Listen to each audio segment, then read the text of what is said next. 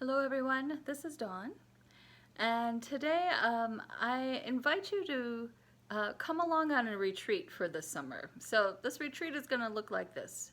Every Tuesday I'll post a short video that will have content for you to sort of mull over during the week. So if you've been on retreat before, usually it's an overnight or two overnights and it's concentrated and probably somebody directed it, a priest or somebody else who specialized.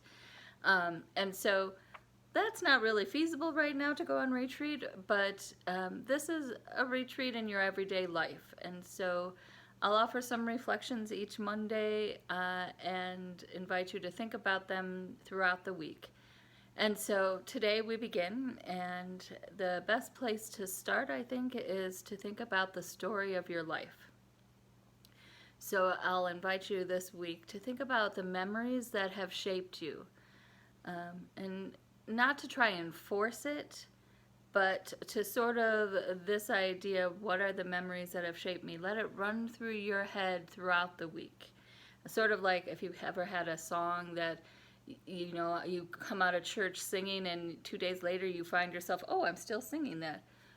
Let this be like that, to think about in the back of your mind while you're tying your shoes or brushing your teeth, what's some memories that have shaped me. And so maybe you want to think about it as the photo album that is your life. And so take some time, maybe each night or sometime during the day after you've let these things run around, to sort of jot down some memories. So perhaps start tonight with, what are my earliest memories?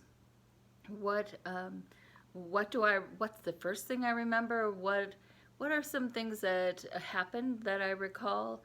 Let the Lord show you what memories you have in there.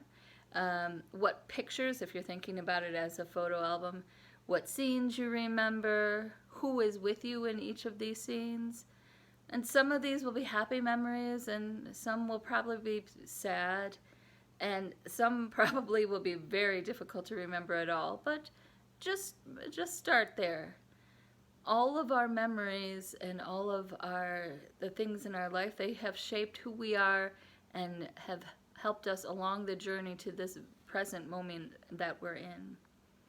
So go slowly and maybe take some notes on what you recall.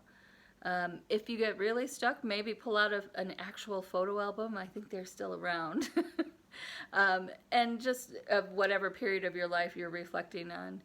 And so as you think about, maybe today you think about your early childhood, tomorrow or the next day you think about your later childhood, maybe your teens, and then the next day your early adulthood, and then just you can figure out whatever works for you best, but don't try to take it all, the whole span of your life in one sitting. That will be a lot to think about.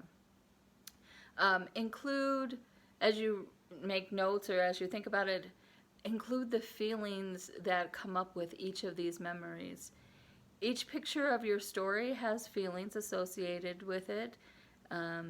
So, for example, when I started reflecting on this and thinking about my early childhood, one of my very first memories is I'm the oldest child, so I was the only child at that point, and my mom and dad and I had gone to Florida, and I remember being at a hotel and there was a pool there, and my dad was in the pool, and I must have been 3, maybe 2 or 3, and he told me to run and jump in. And so I'm normally a skittish person, but I can remember that feeling of, this is, of course I'll do this. My father will catch me. There is no doubt. I had complete trust. And as I think of that memory, I have those feelings. So feelings are connected to our memory. They help us see and experience our own stories. So think about the feelings. Know that while that's being said, this isn't a sentimental journey. As you walk through your story, as you walk through your pictures, look for God's presence in those moments. Even if you did not know who God was, or you weren't aware of God's presence, now looking back, can you see how God was present in those moments?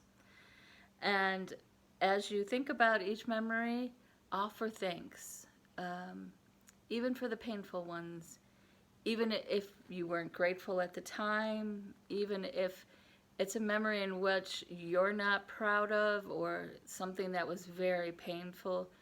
Offer the Lord thanks because with your cooperation, He has helped you with those memories and you have become the person you are today. The Lord was present in every one of them, and He was not only present, but He was there loving you. So, this week, take some time and go on retreat for a little while. I will link to this. It's just a little a guide, I guess, that'll help. There's a prayer. If each time you sit down to actually write down, you could use that prayer. It helps guide your thoughts. It has many of the things that I just talked about, and it can help you along. So I hope you find this helpful, and we'll see you soon.